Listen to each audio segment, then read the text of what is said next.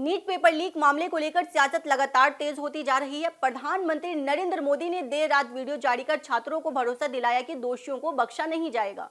साथ ही उन्होंने paper leak के मामलों की सुनवाई के लिए फास्ट ट्रैक कोर्ट बनाने का ऐलान किया। लेकिन प्रधानमंत्री के इसी वीडियो पर कांग्रेस अध्यक्ष मल्लिकार्जुन खड़गे ने निशाना साधते हुए कहा कि संसद चल रही है तो प्रधानमंत्री को सदन में बयान देना चाहिए, न कि देर रात वीडियो जारी कर संसद के बाहर मन की बात करनी चाहिए। उन्होंने शिक्षा मंत्री धर्मेंद्र प्रधान को हटाने और छात्रों से माफी की भी मांग की। वहीं 26 दिनों से बैठे अनशन पर सोनम वांगचुक ने सरकार के आश्वासन के बाद अपना अनशन समाप्त कर दिया है।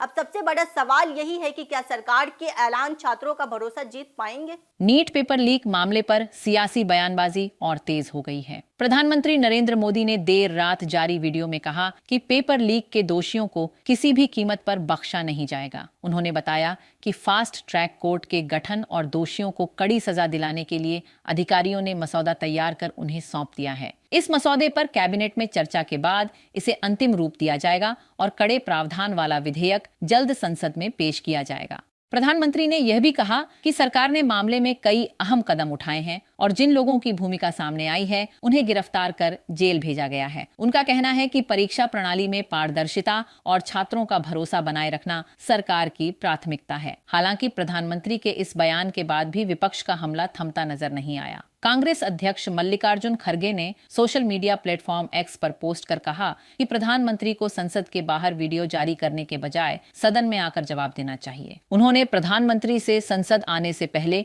केंद्रीय शिक्षा मंत्री धर्मेंद्र प्रधान को बर्खास्त करने, छात्रों से माफी मांगने और प्रदर्शन कर रहे छात्रों पर बल प्रयोग कराने वालों के खिलाफ सख्त कार्रवाई की मांग की। कांग्रेस ने साफ कहा कि इन मांगों पर कार्रवाई के बाद ही शिक्षा व्यवस्था पर आगे विस्तृत चर्चा की जाएगी। इसी बीच 26 दिनों से अनिश्चितकालीन भूख हड़ताल पर बैठे सामाजिक कार्यकर्ता सोनम वांगचुक ने सरकार की ओर से मिले आश्वासन के बाद अपना अनशन समाप्त कर दिया। केंद्रीय मंत्री जेपी नड्डा और जितेंद्र सिंह ने उनसे मुलाकात कर परीक्षा प्रणाली में सुधार, पेपर लीक पर संसद में चर्चा, शांतिपूर्ण प्रदर्शनकारियों के खिलाफ दर्ज मामलों पर सकारात्मक विचार और प्रभावित परिवारों को उचित मुआवजा देने के प्रस्ताव पर सरकार का रुख स्पष्ट किया। अनशन खत्म करने के बाद सोनम वांगचुक ने कहा कि लंबी बातचीत, सरकार के आश्वासनों और देश में संभावित तनाव की स्थिति को देखते हुए उन्होंने यह फैसला लिया है। वहीं प्रधानमंत्री नरेंद्र मोदी ने उनके जल्द स्वस्थ होने की कामना की। दूसरी ओर कॉकरोच जनता पार्टी ने भी सरकार पर निशाना साधते हुए कहा